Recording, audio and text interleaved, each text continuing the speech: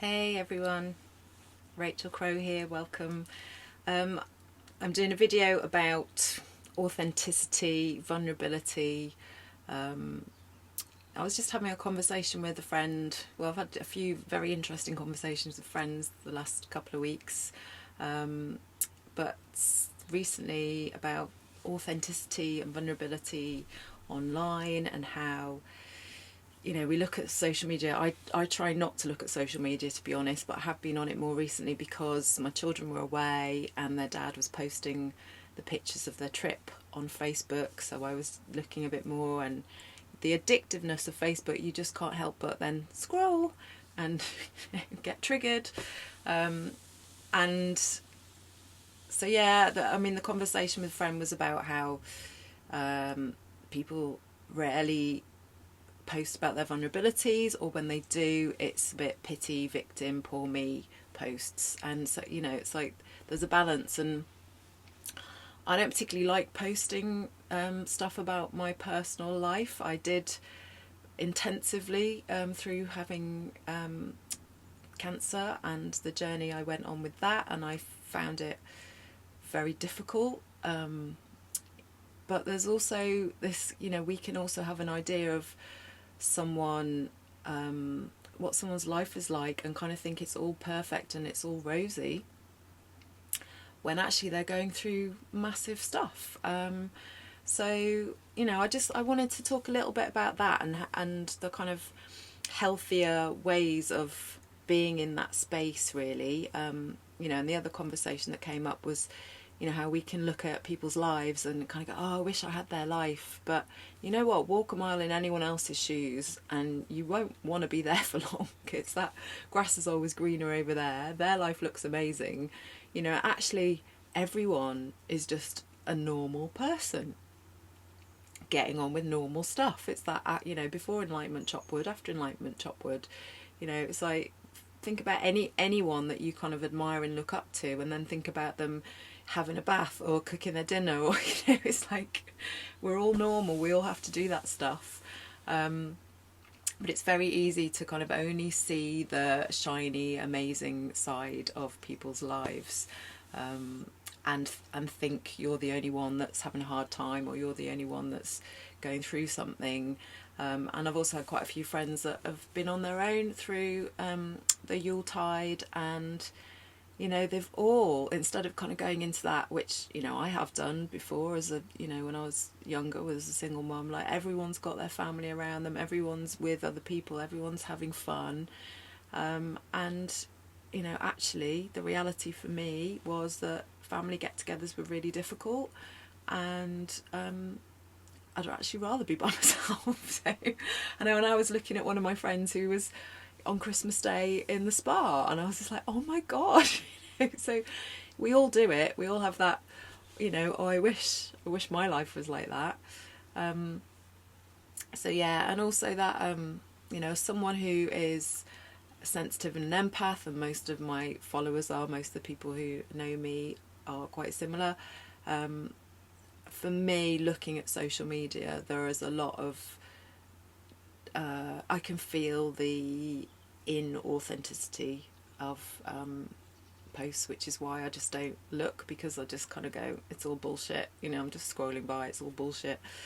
It's all desperation. It's kind of like prostituting yourself for sales or whatever. And I'm lucky that I had an amazing business mentor that was just like, don't rely on social media for your business, because actually social media, and this was years ago, will pick and choose who it shows things to. So it's like it's not, I find it useful to keep in touch with people, but anyway, that's not what I was going to be talking about at all. But it's like, that's where it flowed. So yeah, it's that, coming back to that kind of authenticity. That's what, when I do look at social media, I really love to see people's authenticness and messiness, and kind of, I became a single mum last year. I separated from my husband, which again I didn't talk about really, only with close friends. It's not the kind of thing I post on my social media, but I'm home educating running a business. I also went through having lots of tests for cancer again. I had some gut and bowel issues that came up, and of course, you go to the doctor, which is why I don't like going to the doctors, is that they just go into complete fear mongering, because I was stage 4 and high risk of return, because I didn't complete all my treatments. They go into, oh my god, it's highly likely it's cancer again, and put you through all these tests and months of trying to get to the bottom of what the issue was. And actually doctors didn't have any answers. They didn't know, and you then end up in this place of like, am I imagining this? I'm very in tune with my body, I can feel what's going on, but they're kind of shrugging their shoulders and they don't know. And it was actually only seeing alternative doctors, practitioners, which I don't see as alternative actually. We got kind of worked our way through lots of layers to get to the bottom of what was going on. But I had a choice there to go into, shit, cancer's coming back, or cancer's possibly back, or cancer's, even cancer's back, and that becoming the main dominant part of my life, or, which is what I did do, was make the choice to just get on with life. You don't know till you know, and I'll worry about it when I know, and I'll deal with it when I know. And I also believe that the universe is supporting me. So if it is that worst case scenario, it's just another lesson, and I thought it was hilarious that it was my bowels, because I was just like, maybe I'm just full of shit, maybe I need to be looking at that. But actually, when we kind of went through the layers, there was side effects of the treatments that I'd had that had really knocked my gut flora out, and then I had whacked in loads of prebiotics and probiotics, and we kind of overdo everything, don't we? We think, oh, that's really healthy, and I'll take loads of it, and actually put everything out of whack. Plus the hormones. So I didn't know that for women, when their estrogen levels are low, it can cause gut issues. So luckily I had these amazing kinesiologists that supported me through all of that. But I didn't let my head, I chose, that's the thing, I chose not to let my head go down that route. And I also chose to really nurture myself and do the self-care and look after my body. And yeah, so it's because I don't go into the kind of drama around stuff like that anymore. I don't see that there's any reason to post it or tell people. Close people knew what I was going through, but I don't, it's not something that I feel the need to blab about online. So it's all a choice. It's all really about making a choice to just see it as the universe is conspiring to support me. And one of my friends said to me recently, you make life look really easy. And that kind of got me thinking, because I'm tough, I'm resilient, I do have a positive mindset now. I didn't used to.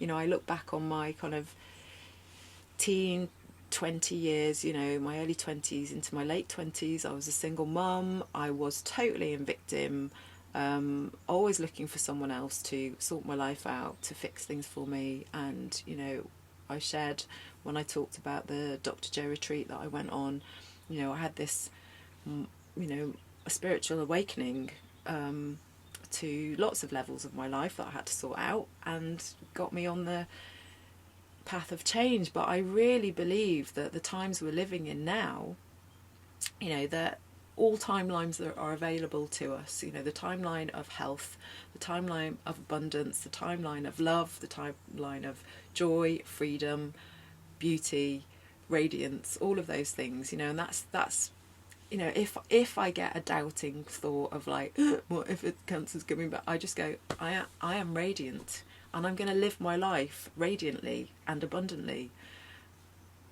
There's a way of choosing that, and the only moment I've got is this moment right now. So I choose to enjoy this moment right now and bring in as much joy to this moment. And that doesn't mean that there aren't difficult times, and there aren't times when I clash with people, or issues come up, but I work through it. You know, it's like, and I ask for help when I need to ask for help, and you know, I do the best thing I can do to support myself. I mean, one of the things that I did last year was I started a herbal training, which is something that I've probably wanted to do since I was in my 20s. You know, I had my first child at 18, and you know, I didn't vaccinate her, and I chose homeopathy and herbs and natural stuff through her whole, you know, with all my children. I've got 4 children, all of them. You know, I've lived life as naturally as possible, which is why getting cancer was a massive wake-up call for me, because it was just like, okay, well, mate, you know, this is serious. This is really fucking serious. It's like, how are you going to deal with this one, Rachel? You know, it was really like life. It was an initiation, and life was really challenging me. And it's like, you got to rise to the challenge, and you know, rise to that. But I, you know, one of my things that I say to a lot of people is just, you know, stay off of social media and realise that most of it is bullshit. You know, most of what people put out there is bullshit. So, you know, they're only going to show you the glimpse of that really happy moment, when actually, you know, maybe the rest of their day was really tricky. You know, it's like, we can look at our friends and kind of go, yeah, that little bit that they've shared, yeah, but I know the story behind the rest of the day, and people would say the same for me too. So, you know, and what are you here for? It's like, what's your purpose? It's just to be you. It's not to be someone else's life, or it's not to copy them, or it's not to kind of, oh, you know, wish I had their life, or I wish I was better at that, or if you do wish you were better at that, start doing it. Just start doing it. Now's your opportunity. This is the only moment we've got. This moment, this now. So, you know, and all these reflections that I'm sharing with you came out of me walking my talk and doing my own Release 22, you know, Stay in Your Centre in 2023 program. And, you know, it was kind of doing the review of the year, and it's really easy to kind of go, yeah, that was really great, and that was really great. But actually there were some really tough parts of the year for me. And I grew through them. And I really would like to grow through joy and not have to grow through tough times. But it's what we're living in at the moment. And I also believe that we're having to deal with those tough times and those difficulties just to clear the path, to make things easier. Things are just, you know, if we trust in that, things are going to get easier, and hold that as our next timeline of like, you know, let's ease up on ourselves, and let's ease up on life and make things a bit easier for ourselves. And how can we do that? And maybe that's the question to go into 2023 with, is just, you know, how can I make my life easier for myself? So yeah, just a little sharing from me, and sending you all lots of love, and just to reassure everyone that I am very well and healthy, and even if I wasn't, I'm choosing to live as if I am, and that's all I can do. And you know, I've been rereading Dolores Cannon recently, and just I love that, you know, some of the regressions she does, the higher self comes in and does the healing work on the bodies.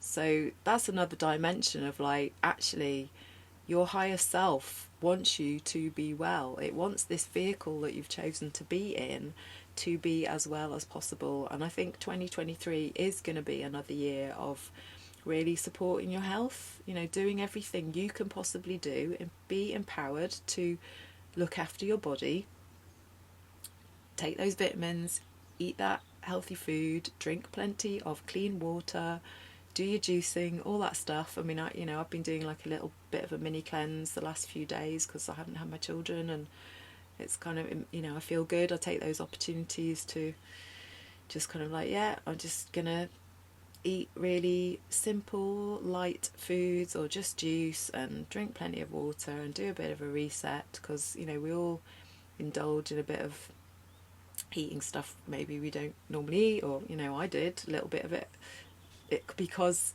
it's joyful. You know, I met up with my sister and she'd brought a cake, and it's just like, you know what, I don't have this time with my family very often, and I'm not going to be sitting there going I don't eat that, and, you know, I'm just going to have a little bit of it and really enjoy it.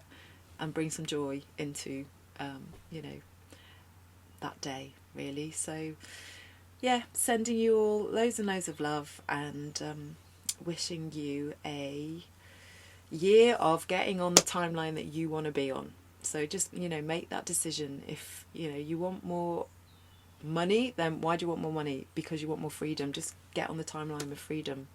If you want better health, get on that timeline of health and support yourself in all ways. And, you know, do your prayers, call on your spirit team to support you, and know that all these timelines, everything is there for us. You know, this is an abundant world.